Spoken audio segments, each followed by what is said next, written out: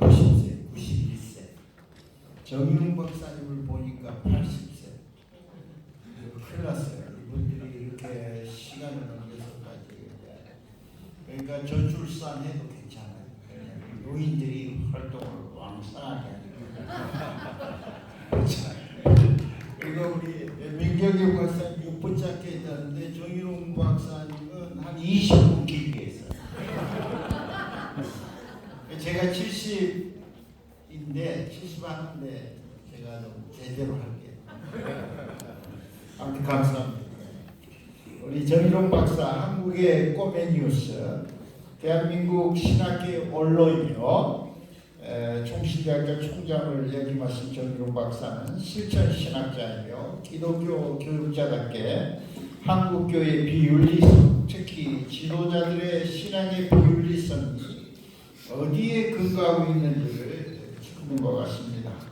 어떻게 이 문제를 한국교회가 해결할 수 있을 것인지 깊게 고민합니다. 무엇보다 믿기만 하면 구원을 받는다는 오직 믿음 사상이 그로 인한 잘못된 오해가 과연 성경적이고 정당한 것인지를 정일홍 박사는 17세기의 최초의 신학자, 철학자, 교육자이며 종교계획가인 요하네스 아모스 꼬메니우스 사상에 근거하여 논합니다.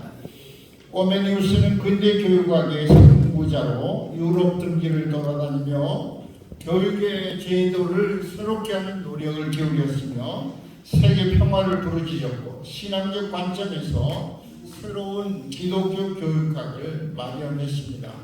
보헤미아 형제단 마지막 주교로 르네 데카르트와 프란스 베이컨 등과 교제하며 당시 유럽 최고의 지성으로 존경을 받았습니다.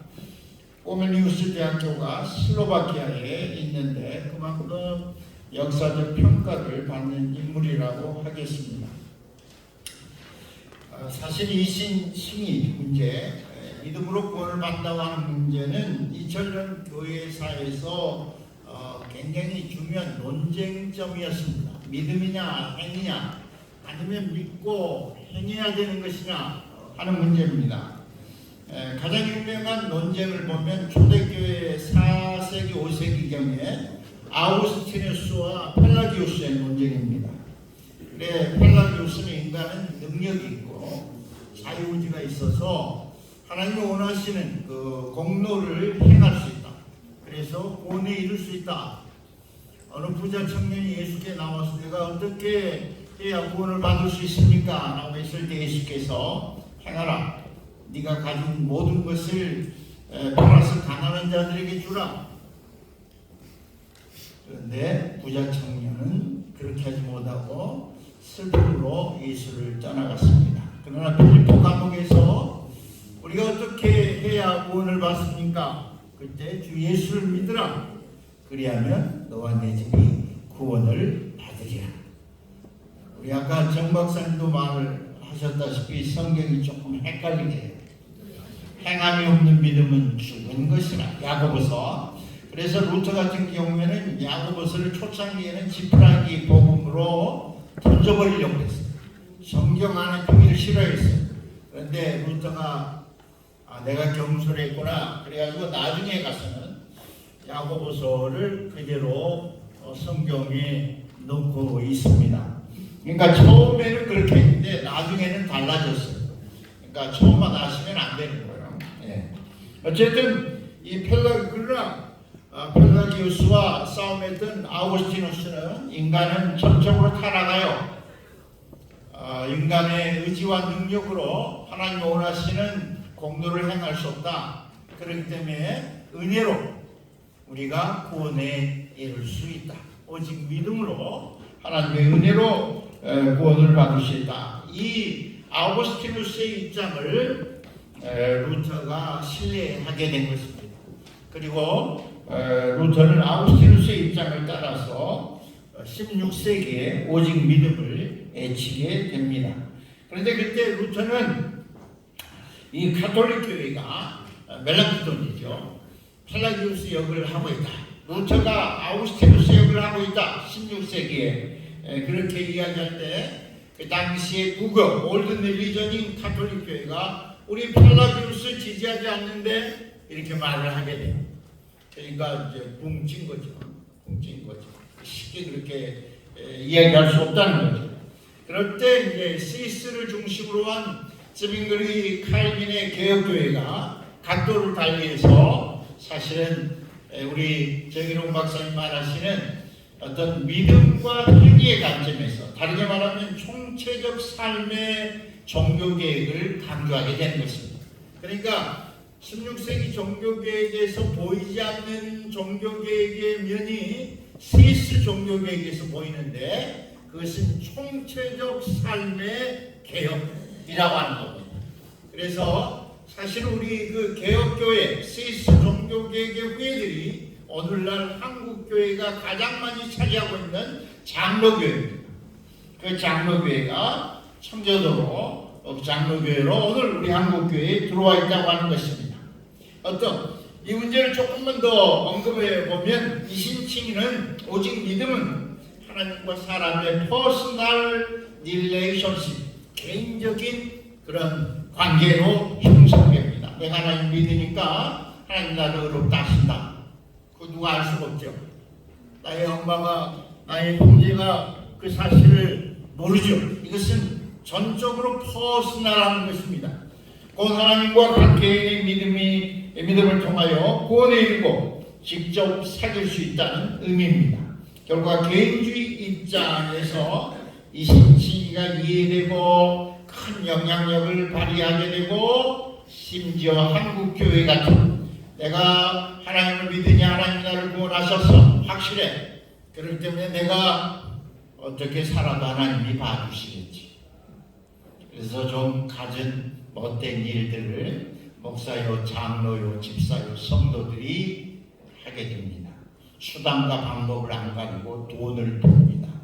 수단과 방법을 안 가리고 인간사에서 살아가게 됩니다. 그런데 행위는 믿음을 증거해 보인다는 사실입니다. 행위는 그가 가진 믿음을 증거한다는 것입니다. 그래서 구원이 하나님과 개인 사이의 사사로운 사귐만을 의미하지 않는데 오직 믿음의 교리가 이쪽으로 흘러가 버렸다는 것입니다. 그래서 사실은 이 개인주의적 잘못된 이해를 바로잡으려는 노력이 교회사 안에 여러 번 시도되었습니다. 그 가운데 한 분이 꼬메니우스였습니다. 그래서 루터의 이신칭의를 향한 경고를 하면서 칼빈은 당신에게 어머니인 교회가 없다면, 다시 말해서 당신의 신앙적 공동체, 당신이 살아가는 사회를 바로 살아가지 않는다면 하나님이 당신의 아버지가 될 수 없습니다. 곧 교회, 공동체의 중요성을 망각해서는 안 되고 나아가서 그거는 세상의 소금과 빛의 역할을 소홀히 해서는 안 된다. 믿음으로 구원받은 사람은 그 공동체적 삶 가운데서 대한민국 속에서 세계 사회의 세계 속의 한국인으로서 그 이신칭의 믿음을 나타내 증명해 보인다는 것입니다. 구원의 삶 가운데서 그 실체를 보여 알게 한다. 이런 맥락에서 꼬메니우스 역시 이해할 수 있겠습니다. 꼬메니우스의 구원론은 신의와 성화를 한데 묶었다고 보는 게 자연스러운 것 같습니다.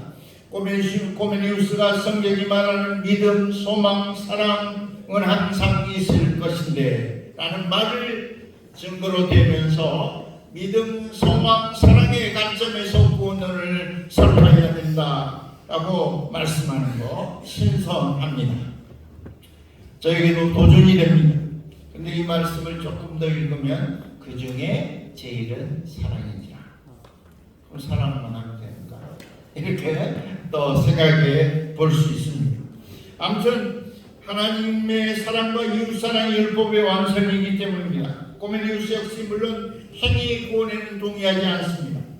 루터 역시 공로신앙을 부정하고 오직 믿음을 내세웠습니다. 그렇지만 행위 구원을 내세우는 역사적 상황에서 루터의 강조가 오직 믿음이 후대에 여러 가지로 부작용을 일으켰다는 사실에는 동의합니다. 그래서 17세기 이제 독일 경건주의가 나타납니다. 저는 독일 경건주의로 학위를 한 사람인데요. 그래서 이 신층의 이러한 일방적 신앙에 대해서 균형 잡힌 삶의 열매가 요구된다, 필요하다, 이런 점에서 경건주의가 믿음과 경건의 삶을 강조합니다. 그래서 다르게 말하면 코메니우스의 믿음, 소망, 사랑의 성도의 총체적 삶을 내세운 것으로 봅니다. 이런 점에서 저는 이거냐 저거냐 이런 양자택일이 중요한 것이 아니라 칭의와 성화를 동시에 내세우고 있는 코메니우스 입장에 동의를 하고, 예수 그리스도를 통하여 나타난 복음의 은혜에 근거하고 있으니 그저 믿고 세례받으면 구원은 완성되고 끝난다는 말이 아닙니다. 내가 믿으면 그저 구원을 받는다는 말이 아니라 구원은 여정 가운데 있다, 로상에 있다, 길 위에 있다. 성도는 그래서 루터가 말하는 대로 의이면서 동시에 죄인이다. 의로와 진자이면서 동시에 의롭게 되어가는 자다. 그런 루터의 말을 생각하게 됩니다. 믿음을 통하여 얻는 것, 물론 구원이지만 예수님의 죽음을 통해 영원한 죽음에서 해방되었다고 하는 사실, 그 칭의에 대해서 우리가 조금 더 깊게 신중하게 생각을 해야 된다고 하는 것입니다. 의롭게 된 자면서 의롭게 되어가는 자로서 이 땅에 살아가야 된다고 하는 것입니다. 저는 마치겠습니다. 정일웅 박사의 실천적이며 목회적 관점에서 오직 믿음으로 인해 나타나는 오해와 부작용을 바라보는 안타까움이 코메니우스의 마음과 연달아 있음을 확인할 때 한국 교회는 통전적 구원을 향한 역사의 교훈을 받아 새로워져야 할 것입니다. 사실 여러 가지 한국 교회의 이 전력이 복 받으면 된다, 잘 살면 된다, 좋은 대학 들어가면 된다, 출세하면 된다, 돈 많이 벌면 된다, 그걸 위해서 예수 믿는다. 그러니까 우리 자녀들이 잘 좋은 직장 가고 좋은 대학 가고 부자 됐잖아요. 그 교회 안 다녀도 되는 거지. 그걸 위해서 설교를 열심히 했잖아요. 복 받는다고 복 받아버렸잖아요. 왜 교회 가요? 이미 천국에 와버렸는데. 그러니까 이 자체가 문제가 있는 거죠. 과연 번영신학이 제대로 된 것인지, 예수 믿으면 잘 먹고 잘 살고 출세하는 것인지, 아니면 가난한 자로서 세상의 소금과 빛으로 살아가는. 그러니까 알고 보면 핍박이 있을 때 우리 그리스도교는 늘 제대로 길을 갔어요. 그러나 풍성할 때 교회는 타락했어요. 가난이 복입니다. 가난한 자는 복이 있나니 천국이 너희 것입니다. 그걸 굳이 신명이 가난한 자로 바꾸지 마세요. 그냥 성경에, 저도 그 독일에서 박사학위 하면서 가난에 대한 연구를 해서 시험 봤는데요. 그냥 말 그대로 가난이에요. 거기다 또 신명도 가난해지면 좋죠. 늘 가난한 자로 겸손한 자로 살아가는 것. 그래서 귀한 글을 읽으며 정일웅 박사의 한국교회를 향한 사랑을 느낄 수 있었고, 부디 한국교회가 개인주의에서 벗어나서 믿음, 소망, 사랑에 받고 있어서 아름다운 공동체적 신앙의 열매를 주렁주렁 맺기를 소망합니다. 그들의 열매로 그들을 알리라. 예수님의 말씀은 분명히 나더러 주여 주여 하는 자마다 천국에 들어갈 것이 아니요 다만 하늘에 계신 내 아버지의 뜻대로 향하는 자야 들어가리라. 마태복음 7장 21절. 누가성교회 감사드리고 부족한 원찬을 나갑니다. 감사합니다.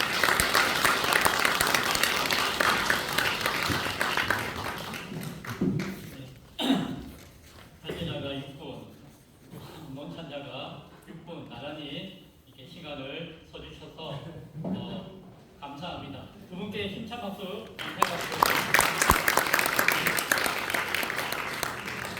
자, 5분 쉬겠습니다.